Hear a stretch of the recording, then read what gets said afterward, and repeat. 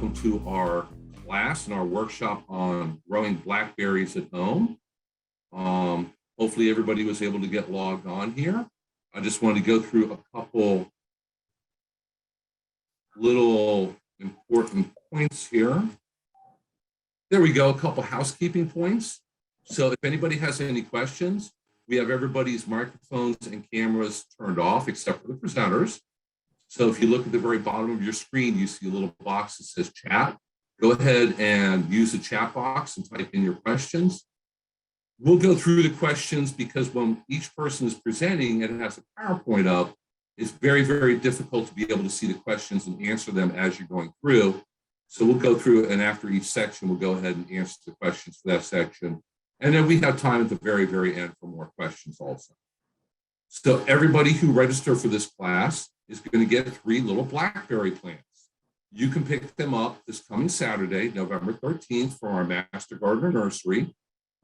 That's located at 19490 Oliver Street here in Brooksville. If you're not sure where that is, or if you need better directions, or if you have a problem where you know that there's just absolutely no way you can make it to the nursery to pick up your plants, send me an email, and I'm going to have my email at the very end here, and in a few minutes I'll go ahead and put it in the chat box also. Just shoot me an email, and we'll go ahead and work something out where you can pick up your plants from the office. Now, I'm going to be picking up the plants tomorrow morning, so I don't know yet exactly how large they are, but they're not going to be really big blackberry plants. They're going to be little blackberry plants. But that's okay, because after today, you're going to know how to plant them and take care of them and get them off to a really good start. And trust me, they grow pretty quickly. So even though the plants are going to start off small, they're going to work out just fine. So a little bit about the kind of these classes that we're offering here in Hernando County Extension.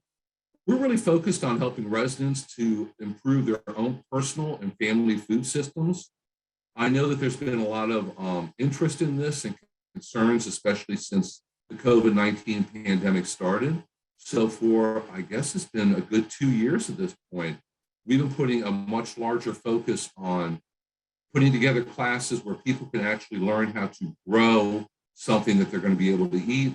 And let me go ahead and admit a few more here. We've had classes on everything from growing vanilla orchids to growing sweet potatoes, growing calabaza, or also known as Cuban pumpkin. And we're going to have a lot more classes like this where you learn how to grow something, and you're going to get a couple plants also to help you get started on your own property, your own food forest, if that's what you're trying to put together. Best place to keep on top of everything that we're doing and all of our upcoming classes is if you go to Hernando Extension, all one word, .com, and that's a freestanding website that has a full listing of all of our upcoming classes, how to register, whether they're free or there's a charge involved, whether it's going to be on Zoom or Facebook Live, or it's recorded and now on YouTube. We do classes under all of the above right now. So the best way to keep on top of what we have coming up and how to register for it is just go to Hernando Extension, all one word, .com. So with that, if anybody has any questions, the best way to get in contact with me, and you can go ahead and write this down, is my email address, wlester@ufl.edu, and that is by far the best way to get in touch with me with any other questions. So I'm going to turn this over to Matt Smith, who's going to talk about growing blackberries. And Matt is our multi-county small farms and sustainable agriculture agent. So he works with a lot of small blackberry growers who have been very, very successful growing and producing blackberries here in Hernando County and surrounding areas. So Matt, I'll just go ahead and turn it over to you and let you introduce yourself. Thank you, Bill, very much for inviting me to be here today. Hi, everybody. So again, my name is Matt Smith. I'm the Sustainable Agriculture and Food Systems Agent for Hernando, Pasco, and Sumter County. So basically what that means is I'm the commercial agriculture agent.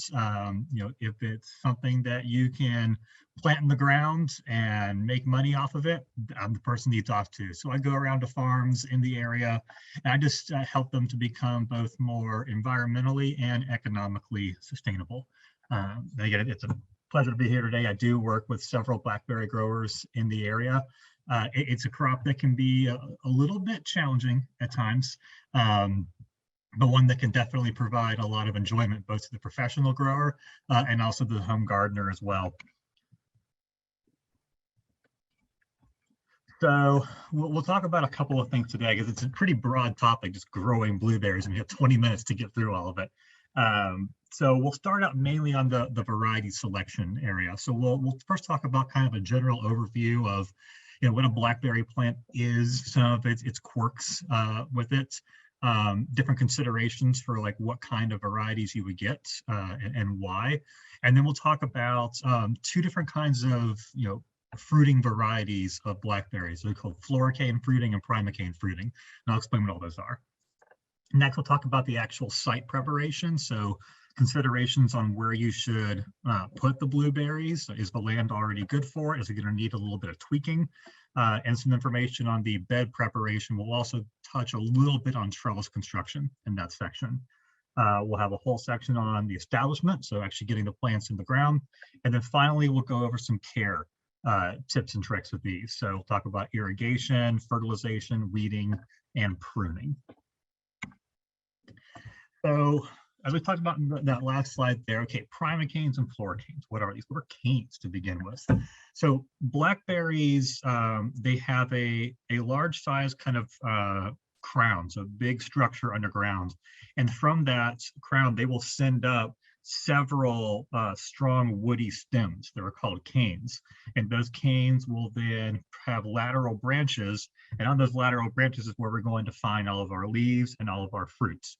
And we break up those canes into two kinds, primocanes and floricanes. So primocanes, primo meaning first. So these are the first canes that come up and they will pop out of the ground. And those primocanes, the traditional varieties, they only produce vegetative growth. So they're going to be pretty thick, pretty green, and they're going to have, I want to say, they have a lot of leaves on them, but you're not going to get any fruit on them. What's going to happen is those will come up and then over winter, they'll go into dormancy. When they come back up the next year, at that point, they'll be in their reproductive phase and they'll start producing fruit. And we now call those floricanes. So floricanes are last year's primocanes that have matured and now they can actually produce blackberries. It can be a little tough to differentiate between both of them. Starting off, I would really recommend, you really pay attention to both of them, especially when the floricanes have fruit on them, so you can really kind of see the difference. After you look at it for a little while, after you grow it up for your first season, you'll be able to tell. Even without any kind of fruit on there, those floricanes are usually going to be a bit more brown and kind of woody looking. They'll also have fewer leaves on them. They'll usually have maybe 3 leaves on the compound leaves, whereas the floricanes will have a lot more, maybe 5 or so. And also, as soon as you harvest those floricanes, they're going to start to die back. So that's, in time, you'll be able to tell immediately. The first year can be a little tough to differentiate between the two of them. We do have some new varieties that have started over the past decade or so called primocane fruiting varieties. So traditionally, your primocanes didn't produce anything. You'd have to wait for the next year for them to become floricanes. With these, you actually do develop some fruit on the primocanes. It's usually, though, it's going to be in the early fall kind of period. And then those primocanes will go dormant over the winter and they will come back as floricanes and produce normally, like you would on any other traditional variety. They also, aside from being floricane or primocane fruiting, they come in 3 main growth habits. So the trailing ones have really weak, kind of long, soft canes. And the semi-erect ones, they have a stronger, more erect kind of primocanes. Both of those, though, trellising is really required. Uh, Erect style blueberries, they're very strong, very erect canes. You can honestly a lot of times get away with not doing a trellis, but I would still highly recommend doing some kind of trellising just for ease of care, making sure they never go off on the ground. Anytime you have like a heavy like windstorm come through, it can really help even keep it strong and not break and bend over as easily. Be a sense of kind of what the lifestyle looks like throughout the year. So this is information that was collected at our research station down outside of Plant City. This is with a Natchez variety. So we start up at the top there in A. So this is what our flower bud break looks like. These are the flower buds. And you'll start to see this with the Natchez in kind of the late February period. We get over to B, and now we can see the flower bud break in late February. So this really starts to come out. C is where you'll see flowers in about early March kind of period in a normal year. And then D, you have fruit starting to ripen in sort of early May. And you'll see a lot of these varieties, they're really kind of, they want to be producing fruits in that late spring, early summer kind of period. So when you consider whenever we do variety selection on any of these perennial plants is going to be climates with respect to dormancy requirements. So blackberries do require a dormancy period. They need time below 45 degrees Fahrenheit in the winter for a good even bud break. So in Central Florida, we average about 250 chill hours in a normal winter. So I'm going to keep in mind, though, is that's really been changing over the past couple of decades. And I want to say over the last 5 years, really maybe only 1 or 2 of them have we really gotten that 250 chill hours in a really good chilling season. It's been pretty warm here. Last year was probably the first normal winter in quite some time. Because of that, we want to make sure that we choose varieties that have very low chilling requirements, because otherwise you're going to get very uneven bud break. Your yields can really suffer. The other thing to note is that most erect blackberry varieties, they are self-fruitful, so they don't really require a pollinizer. Now, the flowers will still attract pollinators, and actually, in particularly, blackberry honey is a very high quality, but it's not going to be super necessary for you to achieve, a good harvest. We have tested a lot of varieties for growing in Central Florida, and particularly, this is all information from a study that was done at the Gulf Coast Research and Education Center. It's in Wimauma, Florida, which you can think of it as just kind of south of Plant City area. A lot of the varieties that we use here are actually developed by the University of Arkansas. So the next ones we'll go over, these are all University of Arkansas varieties, and they are low chill varieties as well. So started out with Navajo. So Navajo came out in 1989. All of these ones, so these are all floricane fruiting varieties. They're all erect varieties, and they're all thornless varieties. You really want to do a thornless variety. Those thorns really hurt when they stick you, and that's going to be a problem both when you are harvesting, but also when you're doing any kind of pruning and any kind of maintenance within the blackberries. Navajo ripens mid-May through late June. However, this one, of the varieties we tested, this one had the highest chill requirements, and as a result, it had pretty low yield in Central Florida. So we kind of, we don't really look at this one when we're trying to choose our varieties. Wachita, this one came out in 2006. This one's more mid-May through late June. It's got moderate yields, but really good fruit quality and very reliably good fruit quality. As a result, right now, it's probably still the most popular U-pick variety. It's the one that, for the most part, is going to give a really good customer experience. Natchez comes out a little bit later in 2010. This one's early May through mid-June ripening. This one yields a lot, probably the highest yields among any that we've tested in Central Florida. The caveat, though, is that the flavor quality is inconsistent. So early harvest time period, so that like early May period, they taste it really seedy and tart. Not something you really want. Later in the season, they start to get a lot better, a lot sweeter, a lot juicier. But you really are having, even though you have all these really good yields, half of them you're basically throwing out. So this is one that we don't usually recommend, especially, either in the U-pick sector or even with homeowners. Osage is a really nice one. So this one's 2015 variety, so one of the newer floricane fruiting ones. This one ripens mid-May through mid-June. Yields are moderate. Fruit quality is fantastic. Whenever we've done taste tests with them, the reviews are saying that it is as good, if not a little bit better, than Wachita. The other end of the spectrum here, we've got some of our primocane fruiting varieties that we tested. So remember, these are the ones that are going to give you some fruits in that first year. They're going to be on that primocane. The problem, though, is that whenever they do this, they're going to be trying to produce those fruits for harvest in like early fall period. That Florida summer heat really does a number on the flowers. So we actually get, not very good yields for those primocanes, fruiting varieties in the primocane year. Spring, though, whenever they come back as floricanes, they're behaving pretty normal and they do really, really well. As a commercial grower, even though you might have, not as much yield in that fall kind of period, it's still a little bit more. So that's extra yield for you as the grower. It can also work nicely into a U-pick operation, having something for people to pick during that time of year. If you can, have something right there in like that early, mid, late fall kind of period. If you also pair it with something like strawberries, once those primocane season ends up, you might be going right into the strawberry season. And with commercial U-pick growers, really the name of the game is always having something for the customers to come to the farm for. Primark 45 is the first one we'll talk about. This one came out in 2012. This one's a thorny variety. So right off the bat, I look at it kind of skeptically, especially for a homeowner.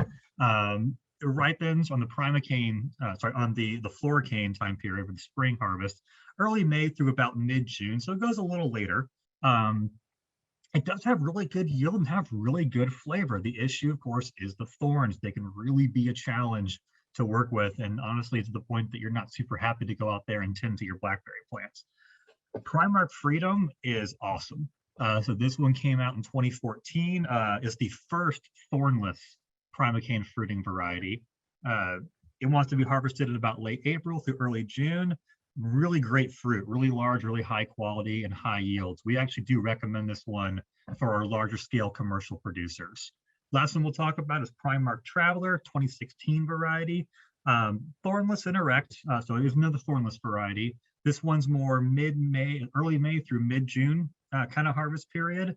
It's got moderate yield, fair flavor. The thing about it is that it's got really good storage potential, which we do like in a commercial kind of setting. We want to be able to possibly ship these to like supermarkets or things like that. That storage potential is really, really important, because otherwise, blueberries, blackberries, they can be very fragile fruits. And, as soon as you harvest them, you either want to eat them or you want to go ahead and put them in like cold storage. But being able to safely make it from the field to the grocery store in prime condition is really, really important. The thing about the Primark, though, it is a lot less vigorous than other primocane fruiting varieties, and it's really prone to chlorosis. So among all of these, the one that we recommend the most are going to be Wachita, Osage, and Primark Freedom. And Osage there is actually the ones that you are going to be picking up from Bill. So he's starting you off right with a really good variety. Now we'll talk about land consideration and site preparation. So blackberries, generally speaking, they want a really deep, well-drained soil. They don't like to have super wet feet for a very long period of time. So you do want to avoid low spots for that reason, due to flooding potential, but also, too much cold can be a problem as well, particularly if they're not into a full dormancy period yet. So, or if they break dormancy, a little bit early and you get kind of a late season, final frost or something like that. If you have any blossoms on that plant, temperatures get below 28 to 30 degrees, it can be an issue. So those low areas, whenever we have our cold fronts that come through and they're accompanied by very slack winds, and like in the middle of a night, that cold air is allowed to settle. So the low spots is something you'd want to avoid, because that's where that cold air is going to accumulate. They do want to be a full sun plant. And also you really want to locate these near an irrigation source because they're going to need a good amount of water. And so, we really recommend that you do some kind of like a drip irrigation system.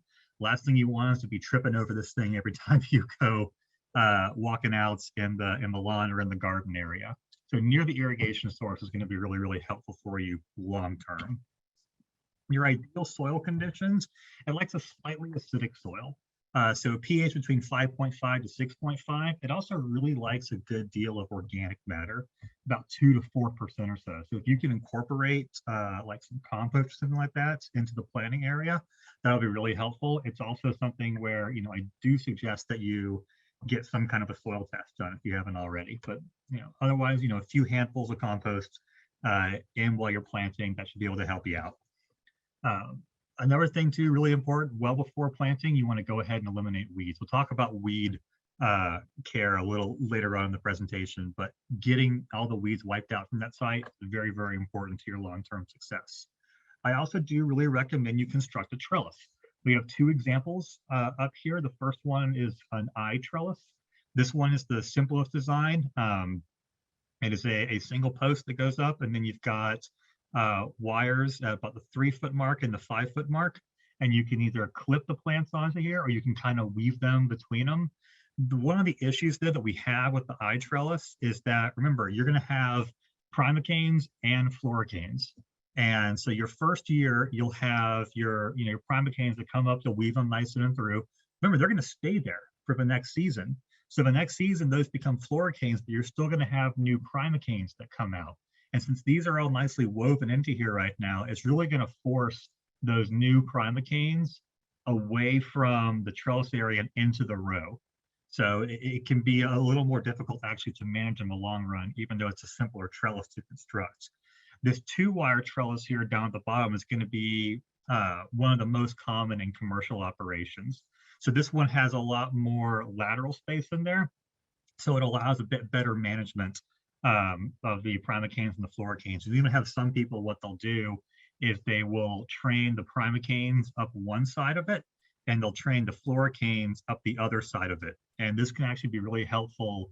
One, make sure you have enough space for both of them.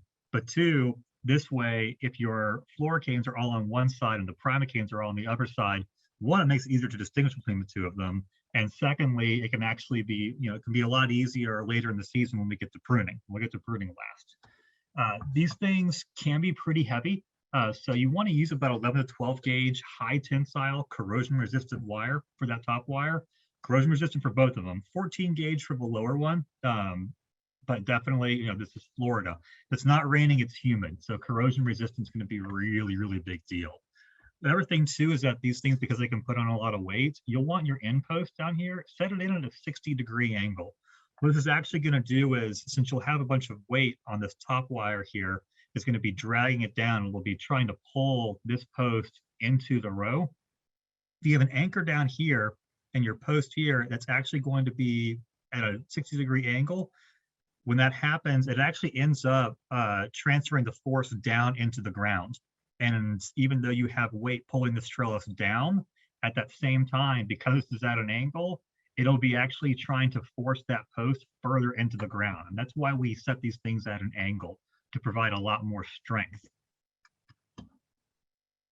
When you do establish these, the best time to do it is in winter. December through February is ideal, but mid-November is going to be totally fine. I'm not worried about that at all. When you get these plants, you'll be totally good. If you are going to be doing any kind of rows, try to orientate those north to south. That's not only going to give you good even coverage of the sunlight on both sides, but it's also going to keep it being too much sunlight on one side, which would possibly give you some sunburn and some scalding. As far as spacing goes, about 2 to 5 feet apart. You can aim for 3 feet or so. That'll be totally fine. Because remember, these things are going to set out those lateral branches, and they'll spread out pretty decently far. And when you do plant them, just plant them at the same depth as Bill has prepared them in the nursery pots. You don't need to go any deeper. You don't need to go any higher. Just level. It'll be totally fine for you. Talking about irrigation. So irrigation is really critical in your establishment year. Fertilization as well. If you don't do this properly the first year, you can get stunting of the plant, and it can be a permanent issue. Drip irrigation is going to be preferable to overhead irrigation. We like drip irrigation because it prevents any unnecessary splashing of water on the plants, and that water is what bacteria and fungi can use to spread around. I think Bill will talk a little more about that later, but definitely prefer drip irrigation. These things can get pretty thirsty. So in mature plants on a hot summer day, maybe during a kind of a drought period, so maybe like the early May period, or that late September time period when our storms kind of start to go away, but it's still pretty hot, might need up to 2-3 gallons of water per plant per day. You can sometimes get away with watering every other day.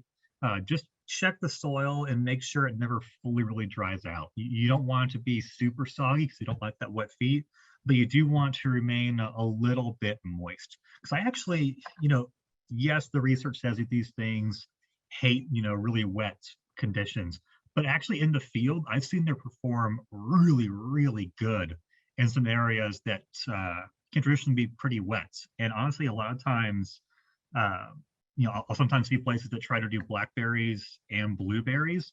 And generally, if blueberries do well there, blackberries don't. And if blackberries do well there, blueberries don't. So blackberries, they really, really need good draining soil. And sometimes we would just plant them in straight pine bark for that reason. But the blackberries, honestly, they're a little less temperamental in that area. They can handle a little bit of wetness, but you don't want to constantly be soaking them all the time. You can irrigate about every other day during the summer, and you can kind of just start to space that out a little bit as we get into the colder months. Once we get into our dormant periods, so November through kind of March, you may not need to really irrigate them at all. With these fresh transplants, yeah, go ahead and water them in, but they're not going to need a ton of irrigation right now. They're going to be looking to go into dormancy. With fertilizer, don't apply it directly to like that crown kind of area or to that cane kind of area. Do about an 18-inch ring around that plant, or maybe 12 to 18 inches from the row center if you are doing a single row. Because those blackberry roots, they can be very shallow and they may burn. You'll begin fertilizing in late spring, so don't worry about fertilizing them when you establish them this year. In that establishment year, if you're doing like a 10-10-10 fertilizer, they don't really need a ton. So about a 1/4 pound of that mixture in late spring will be sufficient for year one. So that'll be next year. After that, when you get into your second year, third year, fourth year, and so on, you'll be looking to about a 1/4 pound to a 1/2 pound of 10-10-10. That's going to be per plant, both in the winter period, but then also in the summer period right after harvest finishes up. And this is a kind of example here. This is what some of that interveinal chlorosis can look like if you have a nutrient deficiency. Although actually, this is kind of an interesting photo. This is not due to nutrient deficiency. This field is located directly underneath some pretty powerful power lines, enough so that these wires will actually develop a charge, and they'll shock you if you touch them. So that's actually electricity damage. That's why it's only damage in the areas right next to that wire, and then away from it is totally fine. Fun little photo. With weeding, weed management absolutely essential for healthy plants and full yields, especially some of the grasses. They can really outcompete the blueberries for nutrients, for moisture, and even for sunlight. Bermuda grass and Johnson grass in particular can be the big ones. This is why during that establishment kind of period, you really want to get rid of any of those weeds, whether that's a chemical burn down with Roundup or something like that, or successive cultivation, tilling, deep tillage, anything like that. So you really want to make sure that you take care of the weeds in that area before you get the plants in the ground, because it can be really difficult to take care of them after the plants are already in the ground. If you're looking for a kind of mulch, plastic mulch, honestly, it works the absolute best. And we've done field trials to support this information. Pine bark is also very good for controlling weeds. One of the side effects that we have noticed that it can reduce yields. I wasn't able to find the full study to get the information why. I suspect it has to do with bringing down the pH in that area, because pine bark can be quite acidic. That being said, it's still worth it. for making it a lot easier to work with and not having to deal with all those weeds. If you are going to cultivate, hoeing, disking, whatever, once those plants are established, you want to make sure you keep it really shallow. The blackberry roots are very, very shallow. So keep that cultivation at like maybe, no more than 2 inches down to avoid damaging those roots. Last, we'll come to pruning. So pruning is going to start in year 2. You want to tip your primocanes. Once they get to about 36 or 48 inches long, go ahead and tip them back. Either just pinch the ends of the branches off, or you can just clip them. This is going to promote lateral growth, which is going to increase your yields and also prevent the canes from getting so long. The scions getting so long that they may break in like a summer storm that comes through. You also want to make sure you don't have too many primocanes. Some varieties will put up a bunch of them. Osage is a bit more manageable, so it's not too bad, but you really want to try to thin them out to about 1 cane every 8 inches or so. So that's going to reduce them from keep them from rubbing up against each other and possibly wounding them. Once your floricanes produce fruits and you harvest, they're going to start dying off. So you want to prune them back immediately after you harvest, because if you just have them sitting there, they're going to be more likely to pick up diseases.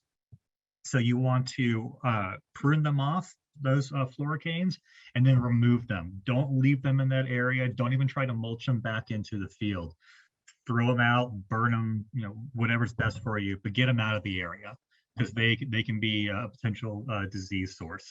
When you do prune, do so very carefully to avoid nicking the primocane, because that can add an entry site for any kind of pest or diseases to get in. So another one of those benefits I was talking earlier about, if you're doing a 2-trellis design and you do the floricanes on one side, the primocanes on the other, it makes it a lot easier to avoid nicking those primocanes if the floricanes are away from them when you're trying to prune them back.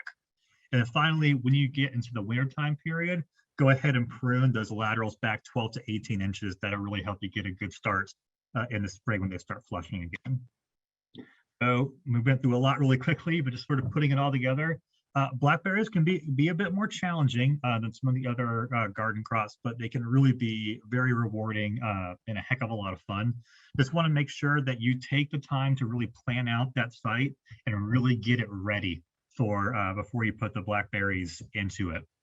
You want to make double sure that you're on top of that irrigation and nutrition program, particularly in that establishment year. And finally, have some fun with it. This should be fun, and it can be a really enjoyable and rewarding crop to grow. If you have any questions, this is my contact information. Also, you can see below here, these are some of the sources that I pulled from today, both a mix of University of Florida research, but also a decent amount of stuff from University of Georgia. Sorry, not Georgia, University of Arkansas, because they really kind of take the lead in the Southeast when it comes to developing new varieties, including the ones that we'll be planting. And that's it. Thank you all very much. Okay, great. Thank you so much, Matt. I know I learned a lot there. We do have a couple questions here for you. First of all, Carolyn asked about her blackberry plant leaves turning reddish brown with spots and falling off. I'm going to cover that in the third section on blackberry diseases. So we're going to hold off on that question for a little bit. And I think Eugene asked, is the blackberry you're promoting a hybrid related to any of our native species? I'm just concerned about they might hybridize with any of the natives. So, Matt, do you have any idea if that's an issue? I'm not sure about that. What I can say, though, is that if you do have any native species of brambles and dewberries that grow on the ground or things like that, you actually do want to remove those. Which I didn't touch on it in the presentation, but some of the research has suggested that you really want to get those out. If anything, because they can be a source of inoculum for diseases to move into the area. Exactly. They could be storing the diseases there with the wild ones, and then they're just going to get moved over to your domestic one. So I know that's not exactly the answer to your question, because I'm not sure if it's going to have an effect just based on what you were asking, but we do recommend that regardless, you get them out of the area for the disease pressure reasons. Okay, and we have a question here about pruning blackberries, not pruning as in the floor canes have produced and need to be pruned back. The primocanes that are totally out of control, they're really tall and falling into the neighbor's yard and have multiple branches. Can the tops just be chopped off? Yeah, I mean, they can. You can absolutely do that. And there are some places that suggest that you do that once it actually hits the tip of it.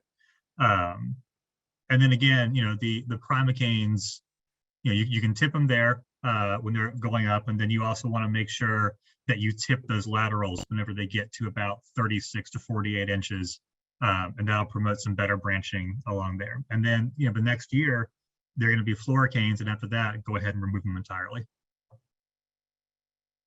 Okay, and Veronica says blackberry honey is amazing. It's her reason for starting to grow them. So I've never tried it myself. And a question about instead of pine bark, can you use pine needles as a mold? Um, I have no research data to back that up. What I will say is, again, I'm not sure why they were losing some of their yield from the pine bark. If it does have to do with the pH, the pine needles are also going to be an issue. But really, anything you can do to prevent weeds is going to make it easier on you. And again, since you're not growing these commercially, it's fine to sacrifice a little bit of yield to have an overall more enjoyable growing experience. And that's going to be with getting rid of the weeds. The only things I would definitely not recommend is don't try to get away with bare ground. That's going to go haywire. And also we found that even top dressing it with a thick layer of like a mushroom compost also didn't really have any effect on keeping the weeds down. So that's one that we really wouldn't recommend either. Okay. But And usually cultivation is going to be enough.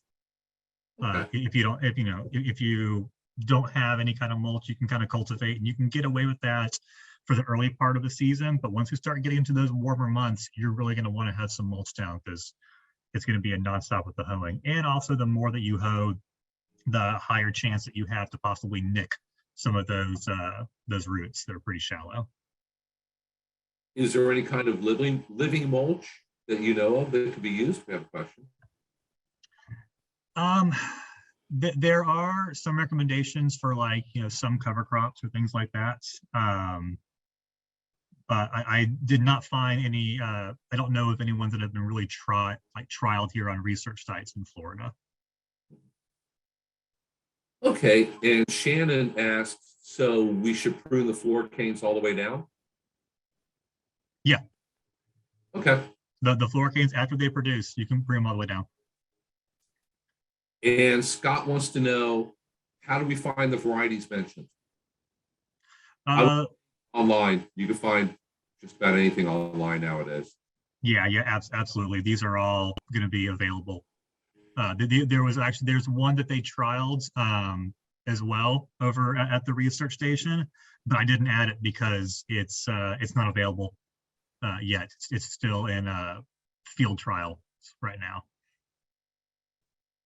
Okay. And Eugene was asking if you could share your phone number and email again. So when you get a chance, if you want to put that in the chat box, that would be great. I'd be happy to. And I'll also put in all of the resources that I used. And Dinah asked, can I get a copy of this video emailed to me as a guide I can look at during the course of the growing year? Yes, you will. Everybody who signed up for this is going to get a link to the video later on today, as soon as I get a chance to finish it up and get it posted and send it out to everybody. So you'll be able to watch it. If you got here a little bit late, or you want to, take some more notes, you'll be able to watch it just as many times as you like. Yep, and I just put all the information into the chat right now. Okay. And we have tons more questions coming in here, but I don't want to get too far off a schedule here. So we'll do like two more real quick ones, and then we'll move on to our next speaker. Okay. Should pine bark be dug deep into my sandy soil or just mulched on top? Just mulch on top. Okay. You're mainly using this as a weed barrier, not as a source of organics. if you want to increase your organic content before you are planting, I would go with a completed compost, and you can till that in. Okay, and is it safe to use mulch from wood chips from a tree trimming company? I know a lot of people get chip drops now. Right. There's always sometimes a sorry, my phone's starting to ring.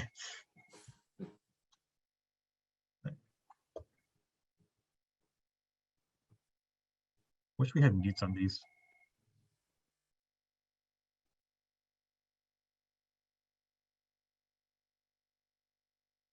Oh, you're on mute.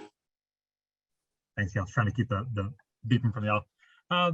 Generally speaking, yeah, that shouldn't really be an issue. I mean, there's always the worry that maybe something that they've mixed in there might have an herbicide on it.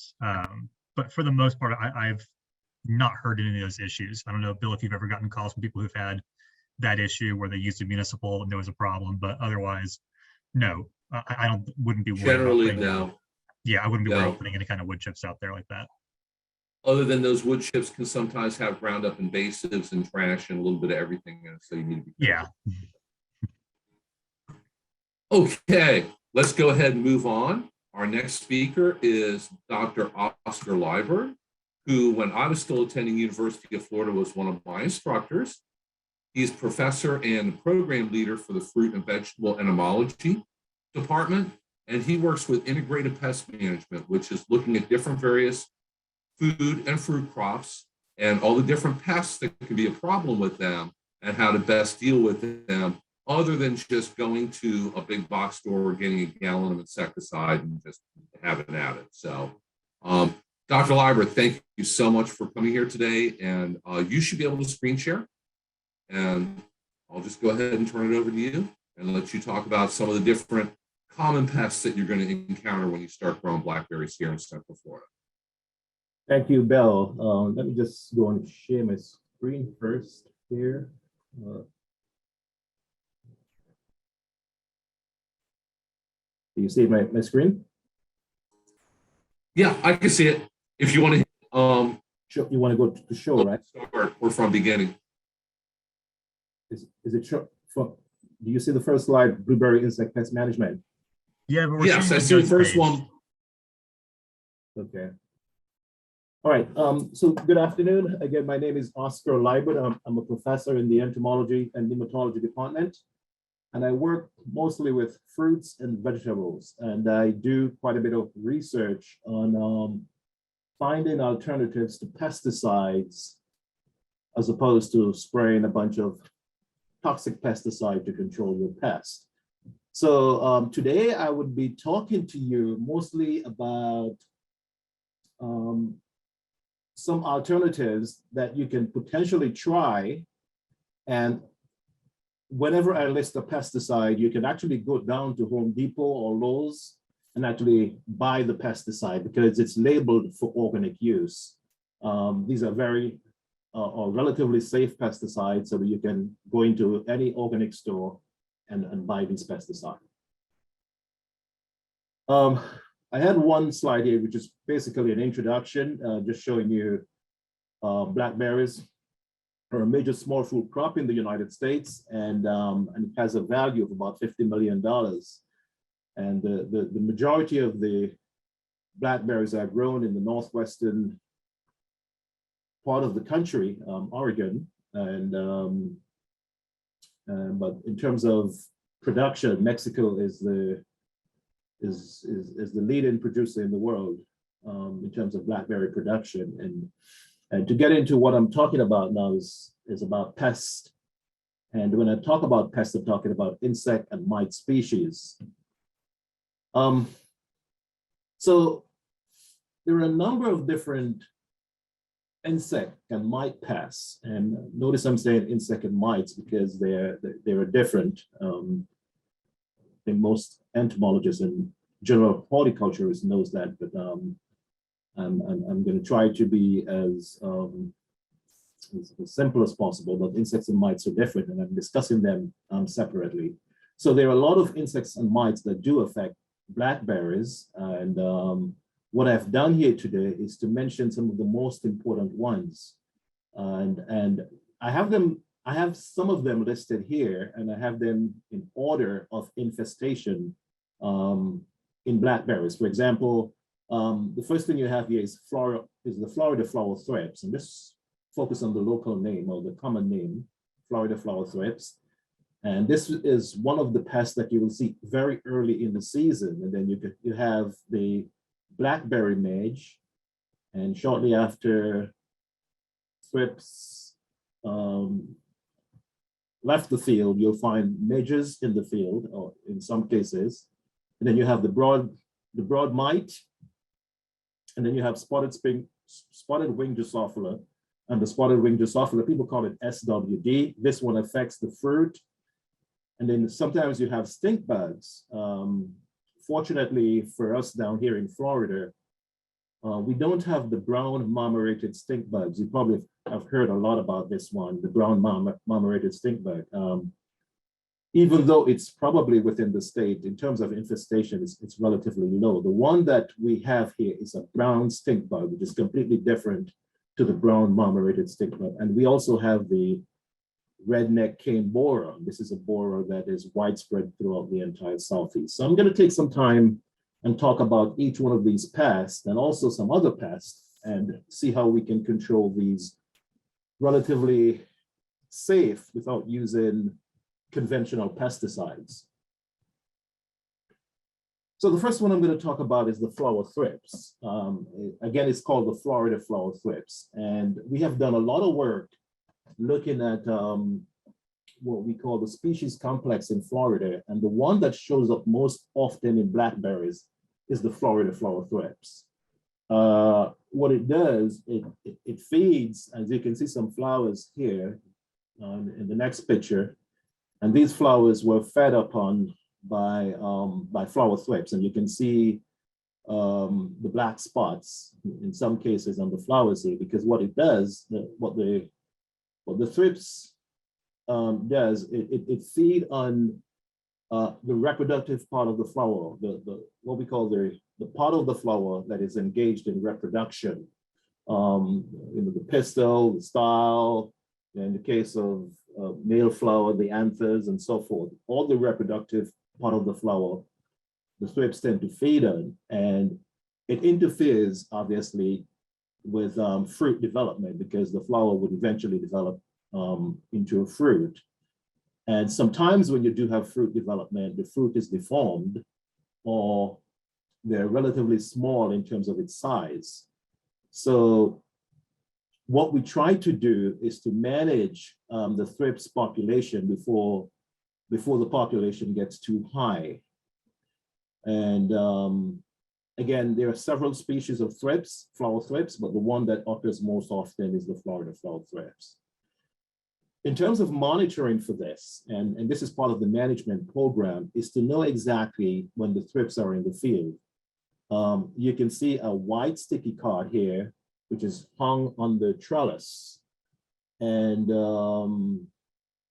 basically what we do, we put these in the field, maybe one, depending on your acreage, maybe, I would say maybe about 5 of these sticky cards per acre.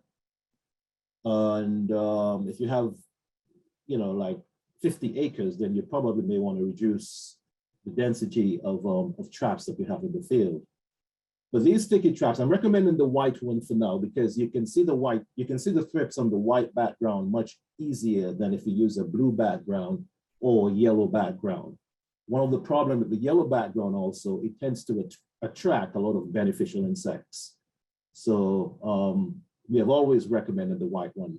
Again, you can see the thrips much easier. These are hung on the trellis, or you can put it within the actual planting itself, the bush itself.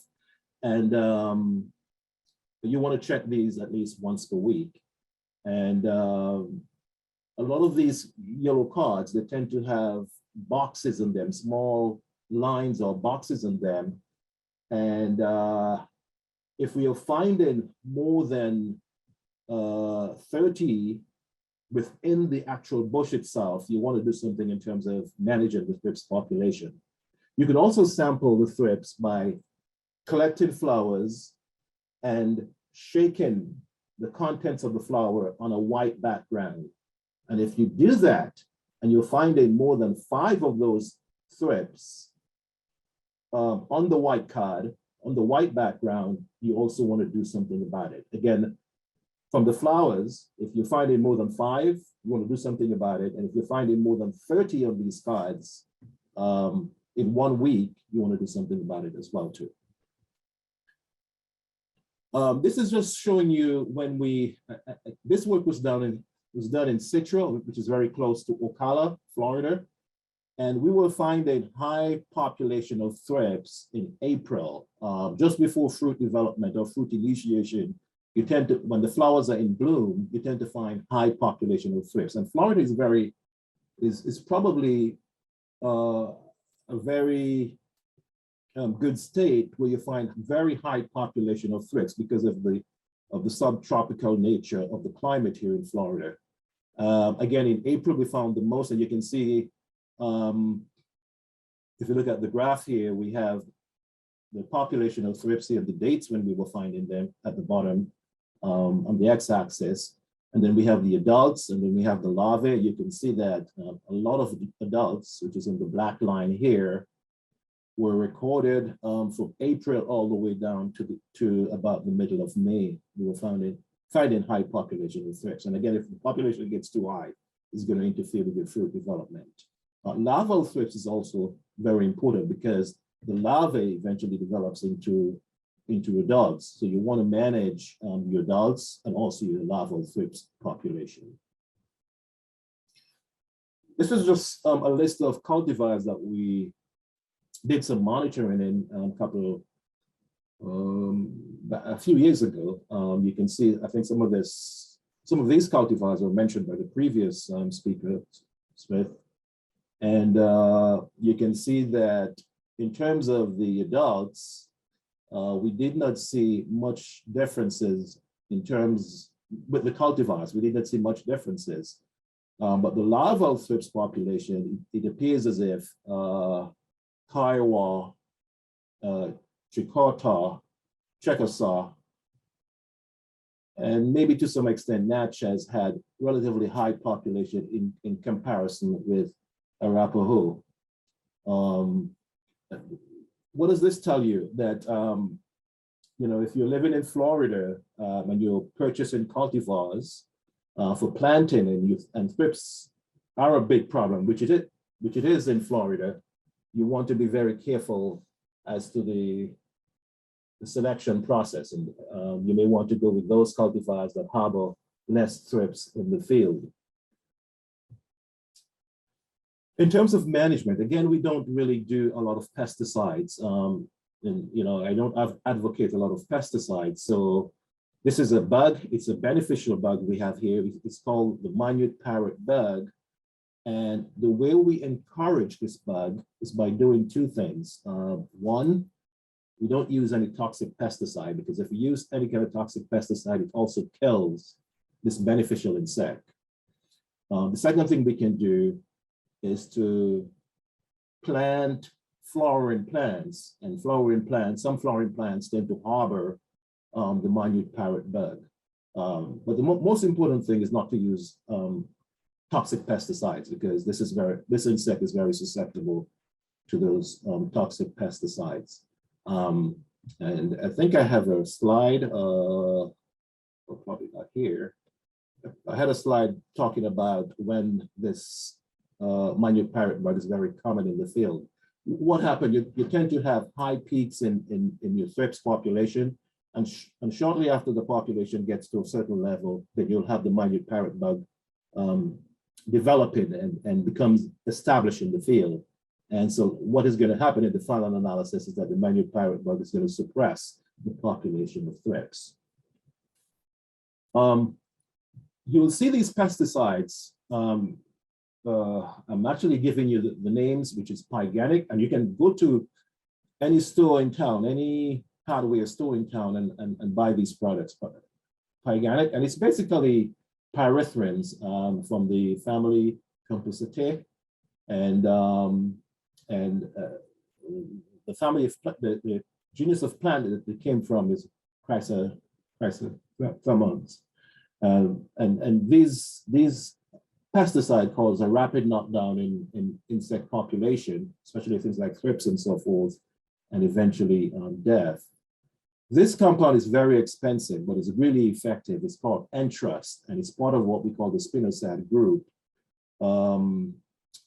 A lot of organic growers in Florida tend to buy it, but it costs like $500 for a jar like this, even though the jar can last you for a couple of years. And I don't think they sell it in very small quantities, but it's a very expensive pesticide. And one of the reasons because it conserves these beneficial insects like the minute parrot bug I was telling you about. If you spray this pesticide in the presence of this minute parrot bug, you're conserving it, so to speak, as opposed to spraying a toxic pesticide. Neem, a lot of people have heard about it. This is an oil from a plant, neem oil, and it's also used to suppress a lot of insects. It really repels the insect from the plant, neem. It doesn't do a lot of killing, but it repels the insect from feeding on the plant. And sometimes if you spray it very early in the season, what it does, it prevents the insect from developing normally, because it reduces the development of the insect. So all these three pesticides, again, they're available at any hardware store, and they're very effective in terms of suppressing a lot of these insects I will be talking about this afternoon. Gall midges. I'm just going to spend a little bit of time here. You have Blackberry gall midge, something that has been around for a very long time. And we have two species here. We have the Lasioptar species and we have the Dysonura species. The one that is becoming very popular here in the South now is the Dysonura species, and these tend to feed a lot on the developing buds. What happened? The female, as you can see here, with this long thing at the back, we call it an ovipositor. It lays the egg between the developing bud scales, and once the egg starts to develop, what eventually happened? The buds tend to shrivel, turn brown, and eventually fall off. Again, this is specially developed. This part of the body, which is called the ovipositor, is specially developed to lay the eggs down between these different bud scales. Lysoptera has been around for some time. It causes galls in blackberries, and it's an insect that has been with blackberries and also raspberries for a very long time. You can see a picture here of the galls that develop from egg laying inside the actual meristematic region of the plant. And also you can see a gall. When you break into these gall itself, you can see the larvae developing inside of the gall, so to speak. Again, this is from Dysonura, which is the relatively new species that's developing now in blackberries. If you were to break open the buds and look at it under a microscope, maybe with a very powerful hand lens, you'll find this larvae inside there. And this is the larvae they actually feed on the developing bud. And eventually you find the leaf becomes deformed. And as you see here, you can have these symptoms developing from the actual bud itself. Management of gall midges. Again, you need to monitor the adults. Sometimes you can use yellow sticky traps.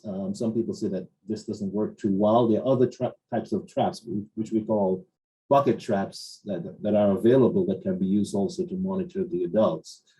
And like the previous speaker who mentioned using plastic mulch, what we found from some research that we did was that plastic mulch tends to suppress or prevent the adults from emerging from the soil. Because if you were to look at the life cycle of these midges, the adults would lay the eggs in the buds, and then the larvae develops. But what happens is that the larvae After feeding in the buds for some time, they fall to the ground. And if you don't have any mulch there, it stays in the ground, eventually pupate, and then it emerges. However, if you have a mulching system, it prevents the larvae from pupating in the soil itself. So the larvae falls onto the mulch, and the heat of the mulch sometimes kill the larvae. And if the mulch is covered and you have overwintering larvae in the soil, it prevents emergence of those adults from the soil itself. So mulching tends to work in terms of suppressing some of the gall midges. Also, again, as I mentioned before, the establishment of flowering plants, because these flowering plants, like Sweet Alyssium, for example, tends to harbor beneficial insects. And these beneficial insects can go a long way in terms of suppressing the gall midges, because what it does, it lays the eggs in the gall midge, eventually killing the gall midge. And again, you can use the organically labeled insecticide Entrust. Again, this insecticide is very expensive, but at the same time, it's effective. And we only use this as a last resort, the insecticide, because again, it's expensive, but there are times when you can't manage the insect population because it's too high, and you have no other alternatives but to use this insecticide. Again, this is labeled for organic use, so it's relatively safe. One of the insects that most people in the United States would tell you is the most common pest of blackberries is called Drosophila suzukii. And this insect is sometimes referred to as SWD. And if you were to do a sample throughout North America, you'll find that this insect shows up as the most important insect. We also did quite a bit of work with this insect in Florida and found it to be probably one of the most common. When I say in Florida, I'm talking about all the way down to Ocala region. When you get further south, I'm not sure if this insect is as popular as in this part of Florida here, in Gainesville, Ocala, and Citro, and so forth. I think this is my personal belief that as you go further south and it gets warmer, this insect tends to show up a little less. But Drosophila suzukii is known as the most prominent pest, so to speak, of blackberries. And this Drosophila is different to all the other Drosophila that you have seen, because what it has, if you look at this is the female here, at the very bottom of the female, there's the specialized structure. It's part of what we call the ovipositor. As I showed you in the previous slide, where the ovipositor of the gall midge, but this is the ovipositor of the Drosophila. And if you look at it under a microscope, you realize it has something like a saw. And this saw is used to cut into the actual blackberries and lay the egg inside of the blackberries. And once the egg is laid inside of the blackberries, what you have, if you look carefully at this, you see some larvae developing inside of the dissected blackberry here. You see some larvae developing. And once these larvae is in your fruit, the larvae are in your fruit, you cannot sell the blackberries. So it prevents you from marketing the blackberry, and it's a significant pest. And it spreads very rapidly because there are several generations of this SWD per year. Again, it's considered the most important pest of blackberries in the United States. Now, you can monitor for it. I'm just showing you some traps here. When we first started monitoring for this Drosophila suzukii, we were using this trap, which is something that we made in the lab. It's just a food plastic jar with some holes that we put inside of it. And we were putting yeast baits with some water at the bottom of it. And we were doing very well. But over a period of time, they developed more specific bait for the SWD. And we tested this local bait, which is the yeast that we were using, with this more refined selective bait that was developed by Century and also by Tracy, as you can see here. The first one is Tracy, the second one is trap number 2, is the one that we developed in the lab, and the third one is another commercial one developed by Century. So we tested all of these, and we found that the Century lure, or the Century bait, if you want to call it that, and the trap tends to work better. The reason for it is still not clear. Some people argue that the the red background, along with the many holes, as you see in our trap here, and also the low makes it a completely better trap. We were able to show this very nicely at several blackberry farms and also blueberry farms, because SWD also gets into blueberries, that this trap was the best trap. But again, the cost of this trap is about $6 or $7. You don't have to buy it. You can still use this homemade trap here and get relatively good results by using this trap. This is just to show you some of the data that we got. This is just I'm not showing you a lot of data here, just to show you. This is the Sentry trap with the Sentry bait, and the Sentry trap with the Sentry bait. I just wanted to show you what it looks like here. And you can see that the trap performs much better. And this is our local trap here. We call it cup trap with yeast bait. It has an asterisk to the side of it here. So you can see the differences in terms of the captures. And the earlier you can capture the SWD, the better you can manage the population before it gets out of hand, so to speak. If you think you have a problem with SWD, you may want to invest in a Sentry trap and a Sentry bait. If you don't want to spend the money, you know you're going to be losing some data if you use a regular cup trap with yeast bait inside it. So you can see the differences here again. In terms of management, some of the pesticides that we mentioned earlier, like the Entrust, in fact, the best bait you can get, the best insecticide you can get for killing SWD is Entrust. Entrust even work better than some of the conventional pesticides that they have. So it's one of the best. But again, Entrust is relatively expensive. If you use things like Pyganic, which I showed you previously, you would get some kill, but not a lot of kill in terms of suppressing the population. Stink bugs, again, are very common in blackberries, and I'm sure most of you who are growing blackberries have seen these insects around. We have the southern green stink bugs, the brown stink bug, and the green stink bug. There's another insect in the Northeast which is called the brown marmorated stink bug, and that is a big one. That's probably number 2 after SWD in terms of causing problems in blackberries. Down here, the stink bug that caused a lot of problem for us, at least here in Ocala and also in Citra and in Gainesville, is the brown stink bugs. As you can see here, we don't really often see the southern green stink bugs in blackberries, but it's there occasionally. Just to give you a brief thing on the life cycle of it, you have the adult stink bug here. And what it does, it tends to lays the egg into the plant, the blackberry plant. It goes through about 5 instars, which is pretty much a small stink bug that can't fly. And it eventually develops into a more complex stink bug that is able to fly around. And these are just different stages. And the adults are the one that lays the egg into the system here. It takes about 30 to 50 days for an entire generation to be completed, and you may have maybe 3 generations a year in your blackberries. Down here in Florida, I have seen 2 generations more often than 3. So this is just to show you, I was just telling you that the brown stink bug, which is called Eustasis quadrata, you can see it here.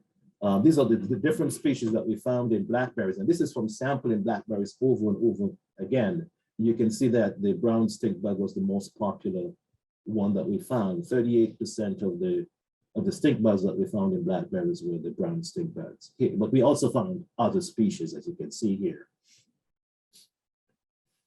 Yeah, this is the brown stink bugs, and notice the variation in color for it. Sometimes it's absolutely brown, as the name says, brown stink bugs. Other times it has a grayish tint, as you can see in this previous picture here.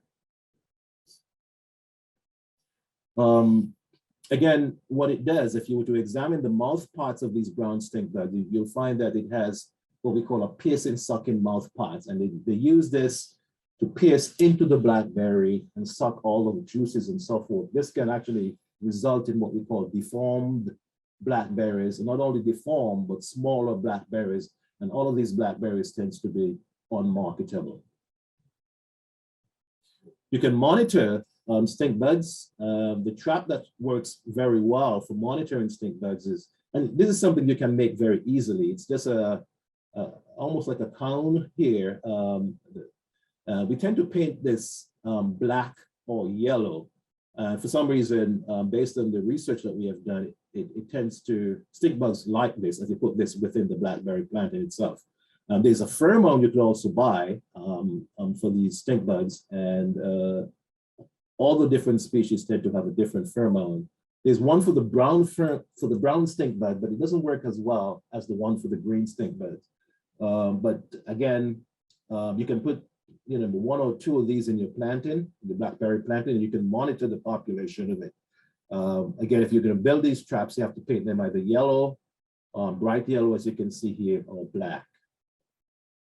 And this is just to show you some data that, when we compare all the trap, this is a yellow trap here, you can see the difference.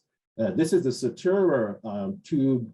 I think this is a tube trap here, which is, I think is this one here. And you can see the difference in terms of captures. We tend to get more on the cone type traps. The other insect I want to mention here is what we call the redneck cane borer. This is a problem throughout the entire southeastern part of the United States. It's called the redneck because if you look at the correct name is a pronotum, but if you look at the head of it, you realize it's red in color, and the rest of the insect tends to be black. This is a problem. What it does, it lays the egg within the cane itself, and they belong to a family of insects which is called buprestids. And what they do, they drill into the cane itself and cause a tunnel within the cane. So all of the xylem and phloem vessels within the actual body of the cane, they tend to drill that out and put the eggs inside there. And sometimes you'll find, let me see here. This is the larvae. If you were to dissect the cane out, you tend to have these, you find these larvae inside. This larvae is what developed from the eggs. And in some cases, you have these galls developing. This is a good sign that you have the redneck cane borer. These galls developing from these infestations, so to speak. But once this larvae develops inside the cane, again, it drills through and tunnels through the entire cane. And what eventually happens, sometimes you come to the planting, and a lot of the taller varieties of blackberry tends to be toppled over. And it's because of the cane is so hollow, the cane cannot support the actual plant growth. Management of the redneck cane borer, you can split the cane down, as I can see. And if you follow the galls, sometimes you find this brown trail and look for the larvae inside. If you're finding the larvae inside, you definitely need to use some kind of pesticides, especially if you have high infestation. The pyganic that I showed you at the very beginning tends to work well to control the larvae and also some of the adults. Also, you can prune the canes. Pruning, I think the earlier speaker spoke about how pruning can be valuable. Summer pruning. Pruning tends to take out a lot of these injury from these borers. But again, you have to be very careful because sometimes you have the eggs developing and the pruning does not work as well, so to speak. Also, you can remove wild host. Sometimes you have brambles growing adjacent to your blackberry planting, and these tend to encourage the development of redneck cane borer. Also, if you don't use a lot of pesticides, again, you could have some biological control going on. There's what we call an ichneumon wasp that tends to lay the egg in the larvae, and And this would prevent the larvae from developing, so to speak. This is a complex operation, but the wasp tends to be very popular in areas where there's not a lot of spraying for this redneck cane borer. Oh, this is a picture that got out of place. This one here, I just wanted to show you some of the damage from stink bugs. I discussed stink bugs earlier, and this is some of the damage that you see resulting from heavy stink bug injury. Now, the other thing I'm going to talk about, and it's the last part of my talk, is to discuss some information about mites. All along, I was talking about insects, and remember I told you insects and mites are completely different. And but mites are a problem in blackberries, and they can be dealt with in a little similar fashion as the insect.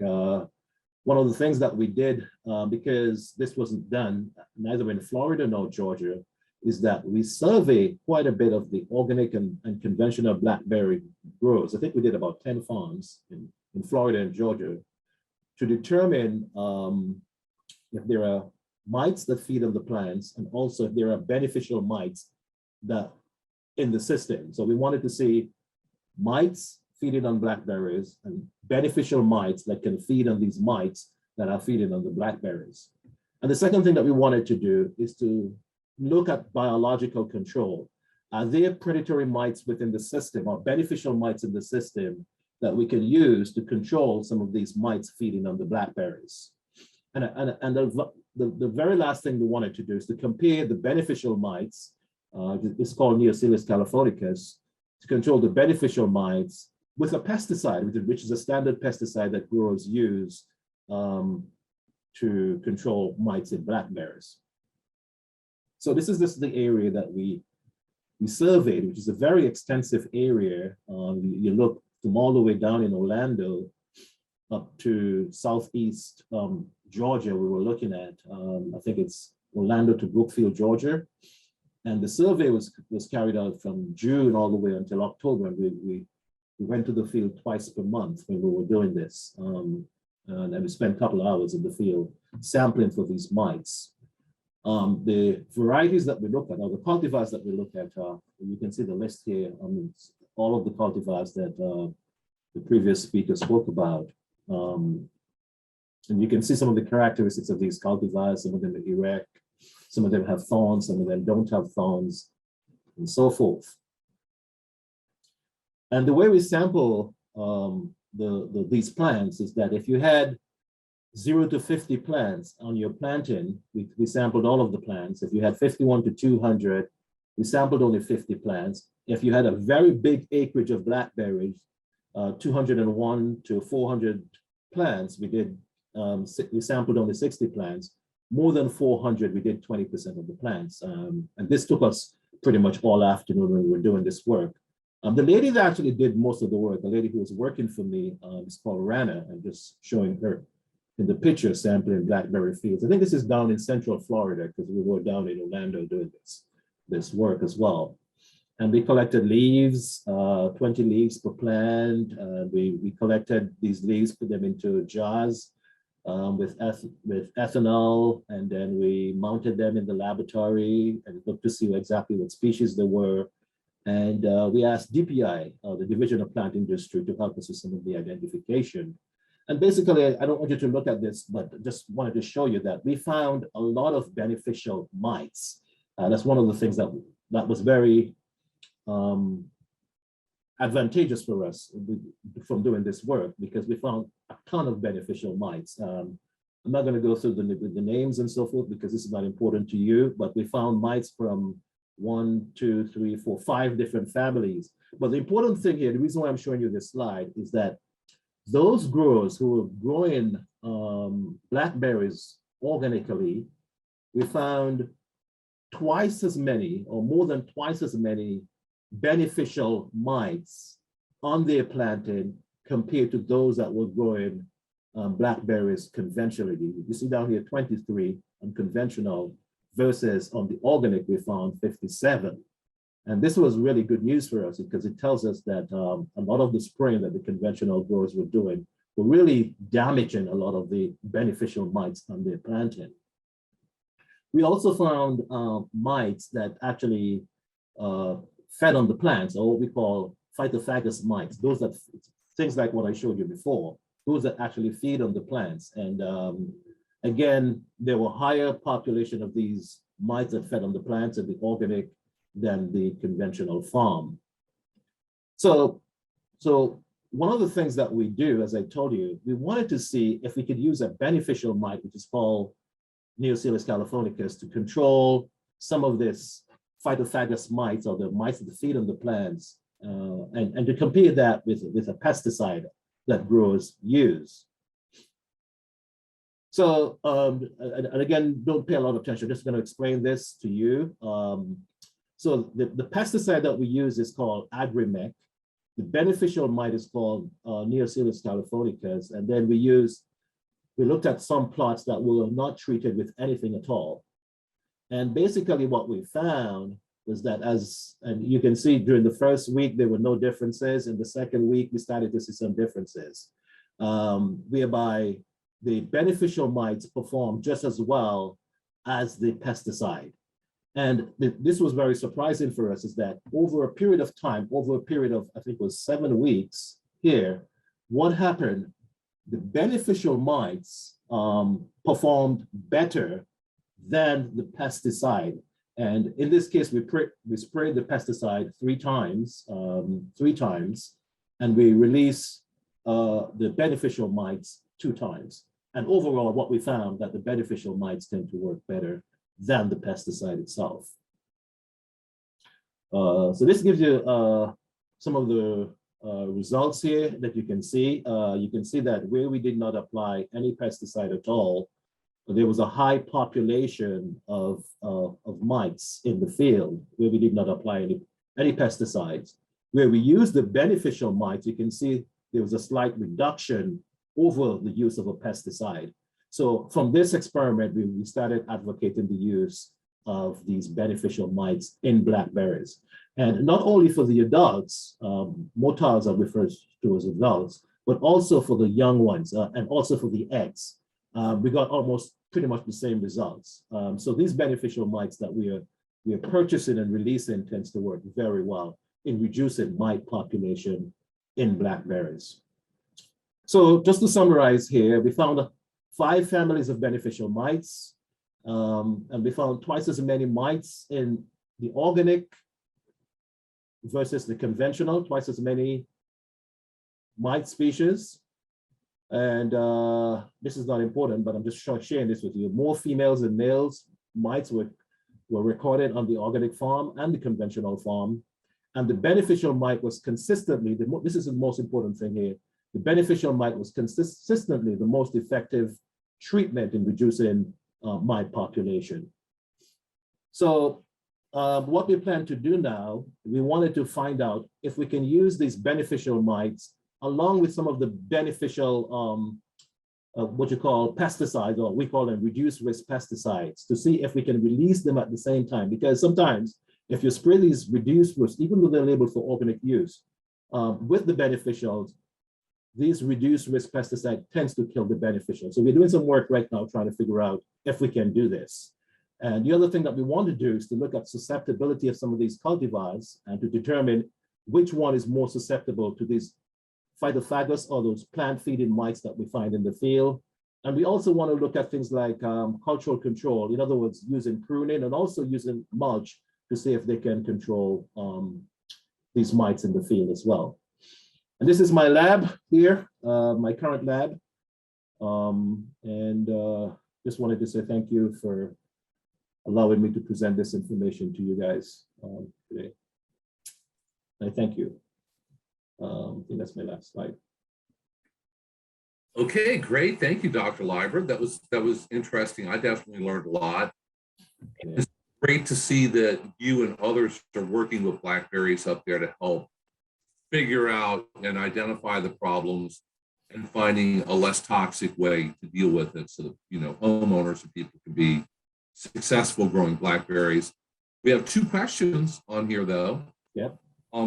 With the SWD traps, Dinah asks, what is the bait? Just water and basic baker's yeast? the bait that we recommend is just yeast and water. The bait that we were using, which performs very well. But there's a commercial bait that you can buy from Century Biologicals that has wine, it's fermented wine, also some yeast and other things inside there. You know, it's proprietary, so the company wouldn't tell you exactly what's inside, but it has, I know, fermented wine for sure, some yeast, and maybe some other things that they put inside it as well. Okay, and Eugene asked about stink bugs. Yes. He said, aren't there plant species that are especially attracted to stink bugs? So planting a few of them causes them to attack those plants first, and control can be achieved by monitoring and then treating just those plants. Yes, that's a very good question. I know that there have been some research looking at some plants, like for example, they looked at buckwheat, and they also looked at some marigolds, and they found some of them to be more attractive to the stink bug than things like, this work was done in vegetables, than things like tomatoes. And they were able to use some of these plants as trap crops, preventing the stink bugs from moving into tomatoes. I have not done this kind of work in blackberries, obviously, but I think it's possible to use more attractive trap crops to prevent stink bugs from getting into blackberries. Yes. Okay, and do any of those pesticides prevent a threat to pollinators? Should they be applied at certain times of the day or seasons to avoid harm? That's a very good question. Well, the entrust I was telling you about, that is very expensive, but it's very effective to control a lot of things. You have to wait until it dries. It takes about 2.5 to 3 hours to dry before you can release your bees onto the plant in itself. Because there are some negative effects of this entrust on bees. It's not as toxic as some of the conventional pesticides that have been used in the past, but there's definitely some level of toxicity with entrust. So the recommendation here is to wait until it dries, which is about 2.5 to 3 hours before you release your bees in the field. That's a very good question. Okay. And then one last question for you. Where do you get the sticky thing, or its proper name, the sticky traps? The sticky traps? Yeah. Oh, well, you can buy them commercially, but I recommend you make them yourself. Insects tend to respond quite a bit to the yellow, because it what we call, it depicts foliage colors. So if you do get a very bright yellow and you can get some tanglefoot, you can just make them. You know, tanglefoot is available commercially. I think you can get it from Home Depot. You can probably get it from like a company which is called Great Lakes IPM. And you can just really make them yourself. But if you don't want to go through that, you can just order them from a company which is called Great Lakes IPM, and they sell all kinds of yellow sticky traps. Yeah. Okay. Yeah, like with anything nowadays, you just order it online and they'll deliver it to you. Exactly. Yeah. So let me stop sharing here. Okay. Just stop sharing. Any more questions? I think I have my email on that very last slide. I stop sharing. You can see my email in case we have further questions about pests and beneficial insects. Okay, I'll make sure that we get your email in the chat box there. And let me go ahead. I guess you can see that okay? Yes, I can see it. Okay. I'm going to talk a little bit about common disease problems that you would probably encounter when you're growing blackberries in your yard. So what are some of the different possible diseases that you may encounter? Things like Matt mentioned root rots. And I always mention that because many of the people participating in this live in Hernando County, and we have an area in Hernando County, city of Brooksville, where there's a lot of clay in the soil. So people can have drainage problems, heavier soils. So we'll talk a little bit about root rots, which could be a problem there. Blackberries do get a wide variety of different leaf spot fungi, which can be a problem. And they even get a parasitic algae, which is a little unusual, something that we don't see all that often necessarily. So when we're talking about root rots, this can become a problem for many different plants in your yard, not just blackberries, but we see quite a few different ornamental plants, hedge bushes. If you put your plants in an area where you have very heavy soil or very poor drainage, basically during the summer, you're growing your plants in mud. And many plants, especially blackberries, need good drainage. The roots don't want to sit in standing water, and that's going to cause a lot of problems. It's going to cause different soil-borne bacteria and fungi to attack the roots and kill the plants. So you want to be very careful, like Matt mentioned earlier, when you're looking for where you're going to grow your blackberries. Look for a spot that has very well-drained soil, and work in plenty of organic matter, things like compost to help build the soil up. Matt said blackberries like 2 to 4% organic matter. Naturally, in Florida, we have about 1% or less organic matter. So make compost and work the compost in, and your plants are going to grow a lot better. Fungal leaf spots, and this is a picture here I took at one of our local commercial growers who was having a huge outbreak last summer of a fungal leaf spot disease. These are different fungal pathogens that can attack the leaves, and they're going to start with like little tiny brown spots or black spots, and the spots are going to get larger, and then after a certain point, the leaf is going to drop off, and now you're going to have a lot of leaves drop off. These diseases can attack the leaves and also the fruits. And this includes a number of different species of fungi. Botrytis blight. Botrytis is a very common fungus. If you've ever had strawberries that you put in the refrigerator for a little bit too long and they get white and fuzzy, they turn into, it looks like a great big cotton ball, that's probably botrytis. And that could be a problem with blackberries, like still growing on the plant. Tomatoes, it could be a problem with peppers, it could be a problem in greenhouses. So botrytis is very, very common fungal disease. Anthracnose, and that anthracnose just means dark sunken spot. So anthracnose can include a number of different species of fungi. Cane blight, that we're going to talk about in just a minute here.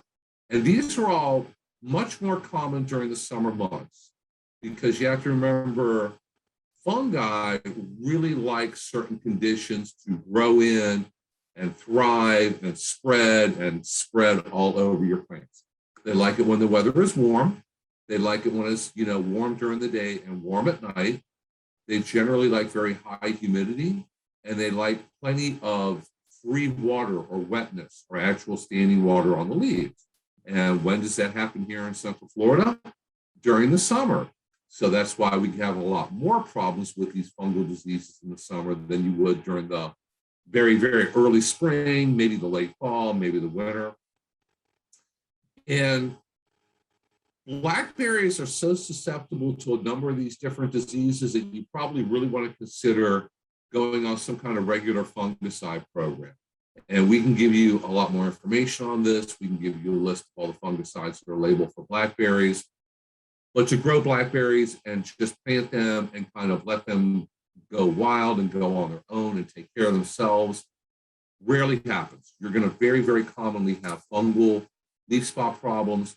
And if you don't take some kind of steps or control or protect them with the fungicide, you're going to potentially lose a lot of leaves, a lot of vigor, and a lot of fruits also. Potentially, the plants could completely die. So one of these different fungi is called cane blight, and this affects roses and a number of other plants along with blackberries. What this does is a fungus that causes cane lesions that are kind of a dark red to a purple with an irregular purple borders. And this is going to be visible and pop up on the actual canes. What it does is it overwinters in plant debris and then comes out in the spring and reproduces, and the volume of it increases. So it's going to attack damaged canes during the summer. So some ways that you can help avoid this or reduce the incidence of this is, number one, clean up that plant debris. As when we start talking about ways to avoid different diseases, sanitation is very, very important. So any diseased or pruned off branches, diseased leaves that have fallen off, clean them up, throw them away. Don't compost them. Those you probably want to actually put in the trash and have sent off to the landfill, because now they're all full of fungal spores that are going to come back and spread to undiseased parts of your plants. It's very important that you prune carefully. So you don't want to be pruning very, very thick canes. You want to prune on a regular basis so that what you're pruning is a very thin cane. That way you leave a much smaller open wound. Make sure your pruning equipment is sharp. So keep it sharp, keep it clean, keep it good in good working order. And very important to sanitize your pruning equipment, not just at the end of the day. You want to sanitize it frequently while you're actually out there pruning the blackberry canes. The easiest way to do this is just mix up a little spray bottle with 70% isopropyl alcohol. That works very, very well. Take your clippers, and after a couple clips, just squirt, squirt. It dries very, very quickly. You don't have to dry it off or wipe it off or anything. And that will help to sanitize your clippers between cuts. Because when you're out there pruning blackberries and many other plants, if you prune a diseased branch, the next branch you clip, you're going to inoculate it. The next one you inoculate it, and it can go on and on. You're going to be spreading disease. So orange felt is another very, very common disease. And this is a pretty tough one to deal with. It's a little unusual for us because it's actually a parasitic algae, and you don't encounter that very often. But this species of parasitic algae attacks, I think, like 200 to 300 different plant species. Here, we see it very, very commonly on magnolias. We'll see it on rare occasion on a number of different plants. So it gets around. It can affect a lot of different things. In magnolias, it makes spots that are on the leaves, kind of a distinctive grayish spot.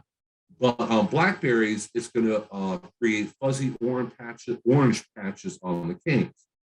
It's made much, much worse by heat, humidity, and stress to the plants.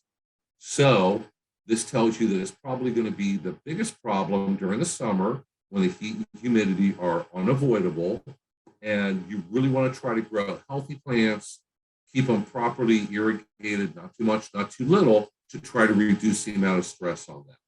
The problem with this is if you do neglect your plants and you get a large outbreak of it, it can be very difficult to control. I know that we have a local grower who grows organic blackberries, and I looked at his operation. This was several years ago, and he had a huge outbreak of parasitic algae on his plants. But what had happened was his farm, his grove, was flooded after a hurricane or a tropical storm, and it was flooded pretty badly for a number of days, up to a week or so before the waters receded.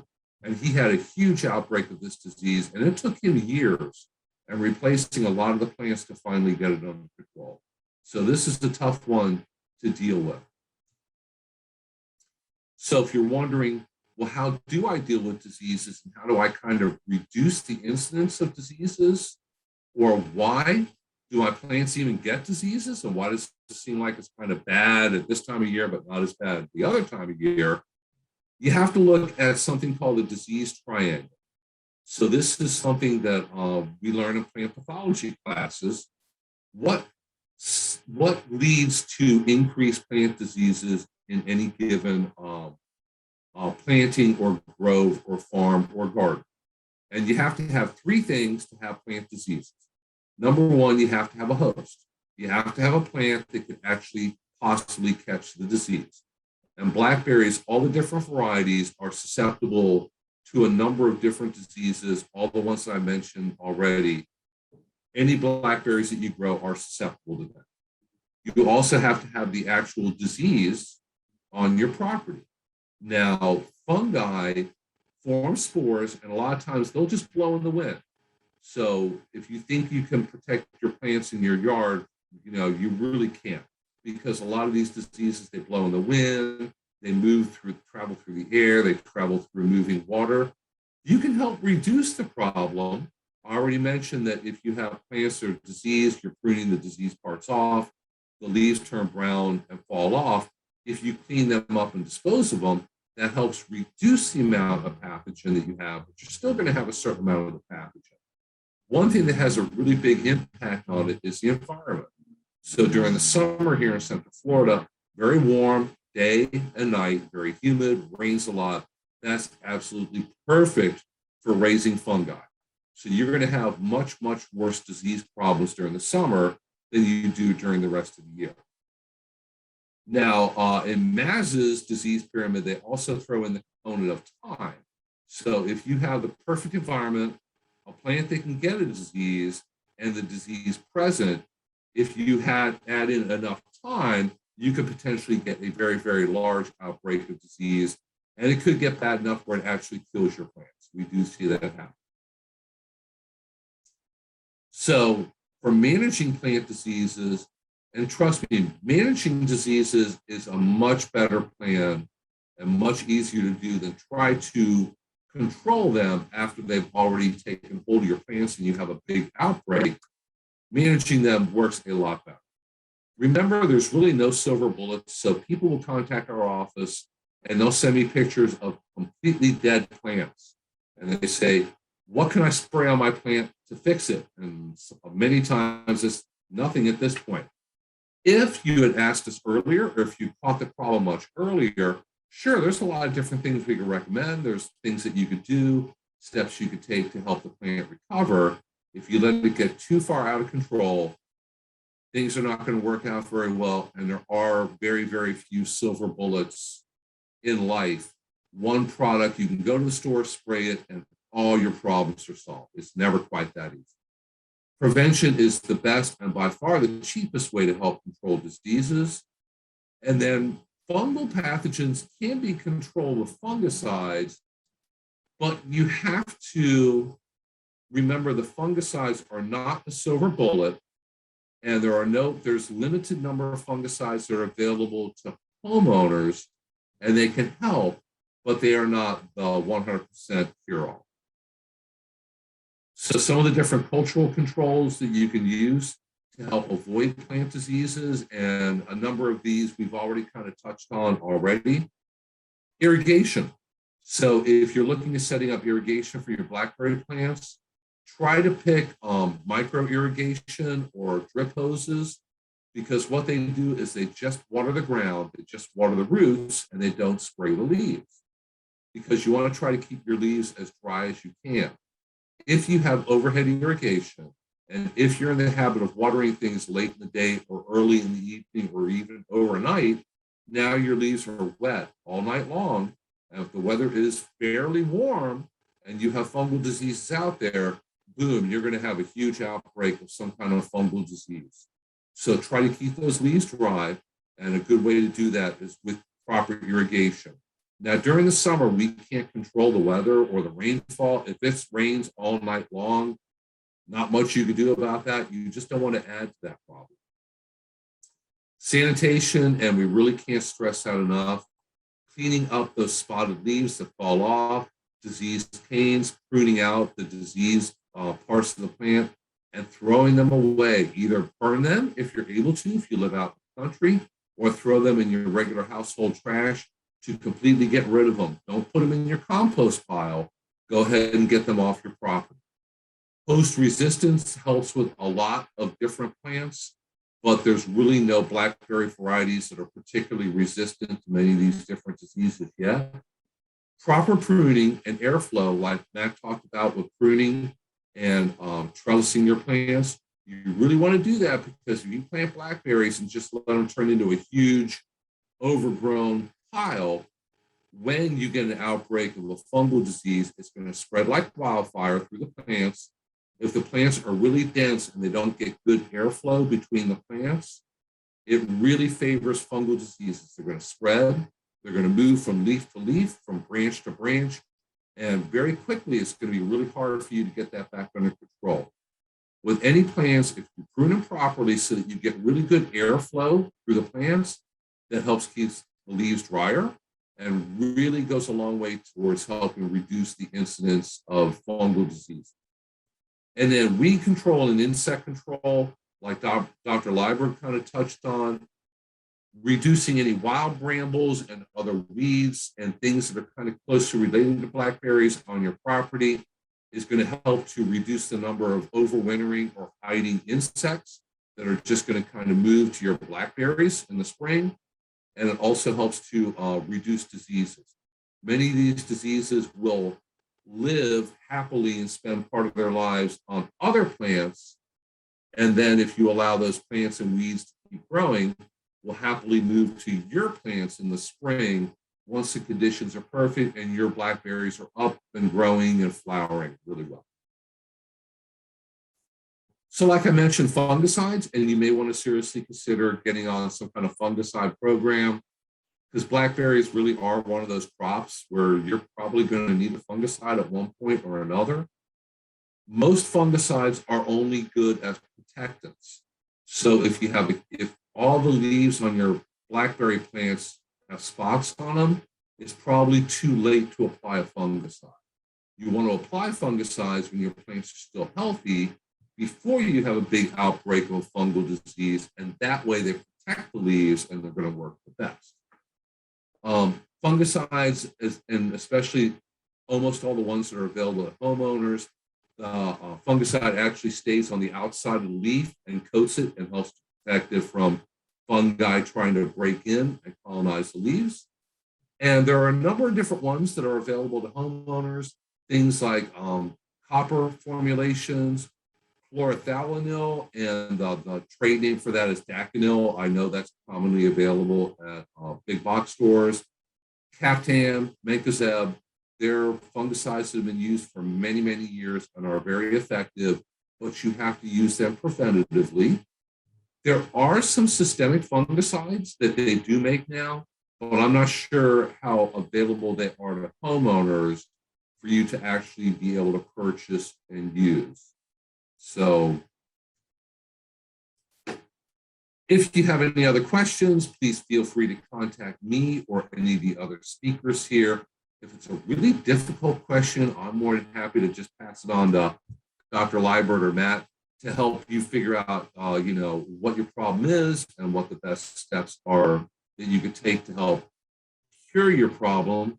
So let me get back out of screen sharing there, and let's go back through these questions and see what we have here.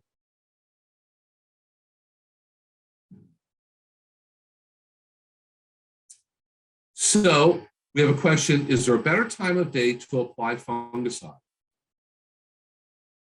As a general rule, and this applies to fungicides, insecticides, and most everything else, you probably don't want to spray things too often in the middle of the day during the heat of the day.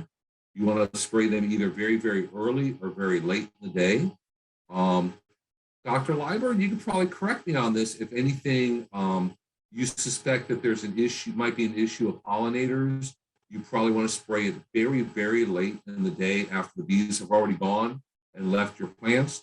And that way it sits overnight, has a chance to thoroughly dry. It's not going to injure any pollinators. And with fungicides, it would be the same thing, either very early in the day or very late, not when the sun is shining very strongly on top of it. That's correct. Yeah, I think spraying late in the afternoon. And here's probably a pretty good one for Matt. Can I propagate new plantings from clipping the blackberry plants, or do I need to start from seed? No, you can definitely propagate from cuttings.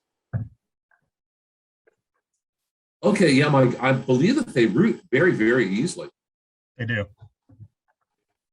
It's just one little caution or word of warning. You want to start with healthy cuttings or clippings to start those cuttings from. So that way you're going to end up with a healthy plant. You really don't want Yeah, that's a very good point. You want, if you are going to propagate from cuttings, make sure that is a super healthy, super pretty plant. Because if there's anything that's gotten systemic and gotten into that plant that's showing up every single year, you're just going to propagate that all throughout the next ones. And let me throw in the 3 Osage blackberry plants that all of you are going to receive were all started from tissue culture. So they were all completely healthy when they started, at least. What happens in your yard, we can't control, but, you're going to be starting off with, completely healthy, non-diseased plants, because that's how they start them and grow them. And we have a question, and I know we got another question earlier about, can you grow blackberries in containers? And if so, what size containers would you need to be able to grow them?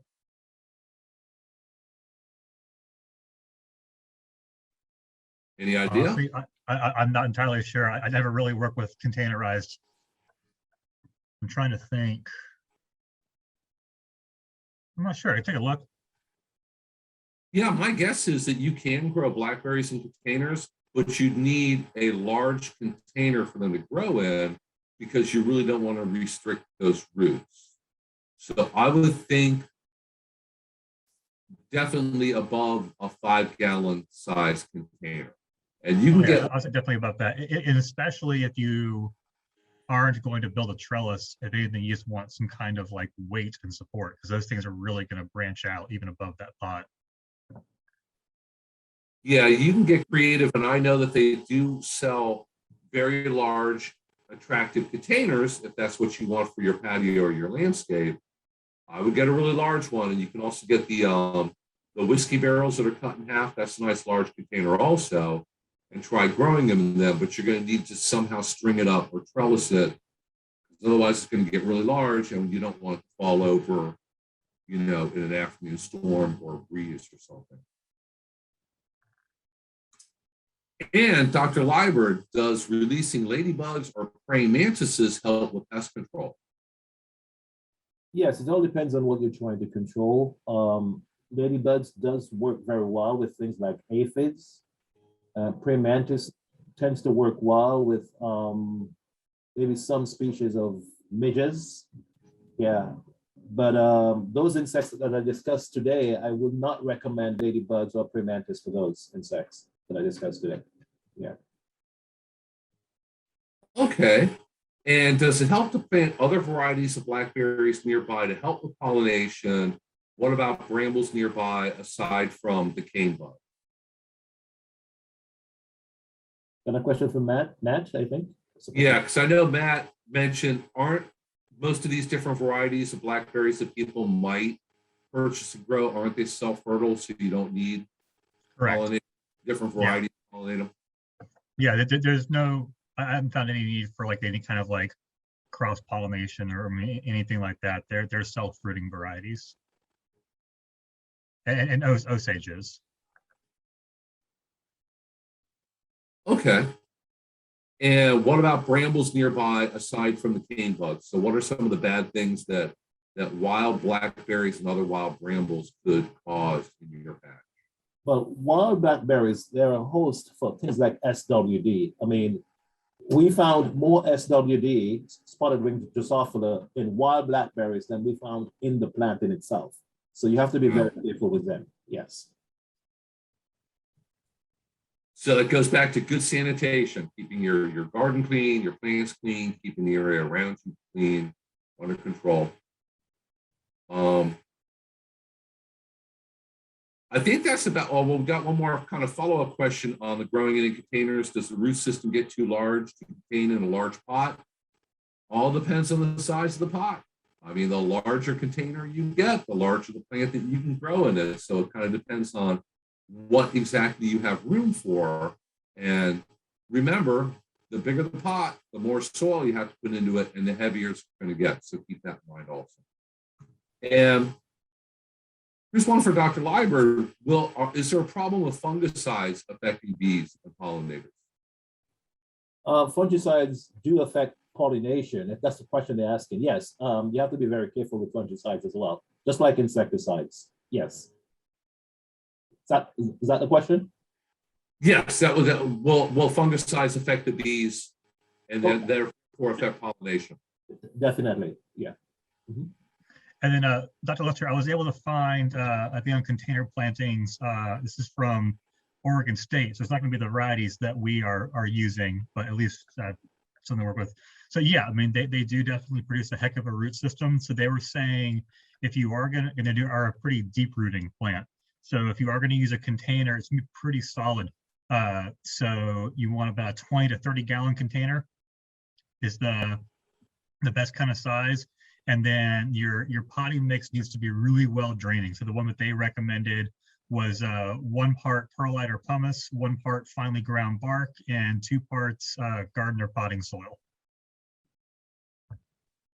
Okay, that's a pretty large container, but I was going to say, native, I guess. I was going to say I've seen them grown very well in 30-gallon containers.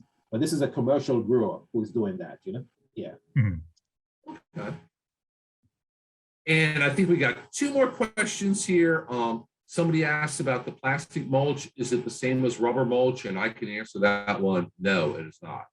So this is the plastic sheeting that you put, that commercial growers will put down to act as a mulch to help hold in the moisture and block weeds from popping up. Is there a particular color of plastic mulch that works better? I know that you can get it in black or green or red or white, I think also. Yeah. Any one of those colors of you can get mulch in, yes. Okay. And are there any good native companion flowers that you could grow with blackberries? And I think that probably goes to attracting beneficial insects and aureus and things like that in your yard, your garden. The one that we have been doing quite a bit of work with is Sweet Elysium. It produces this white flower, which attracts a lot of beneficial insects. And we have gotten fairly good results from that one. I've seen people try to grow blackberries also with buckwheat, but you know, the results from those haven't been very encouraging. Okay, I don't see any other questions here, so thank you so much, everybody, and thank you very much, Matt and Dr. Liber. Hopefully everybody can give a great big little virtual round of applause for our guest speakers here. And I will get the link to the recording of this class out a little bit later on today. And if you have any questions at all, please feel free to contact me. And if you have any questions about picking up your plants, feel free to contact me also, and we can go ahead and work it out.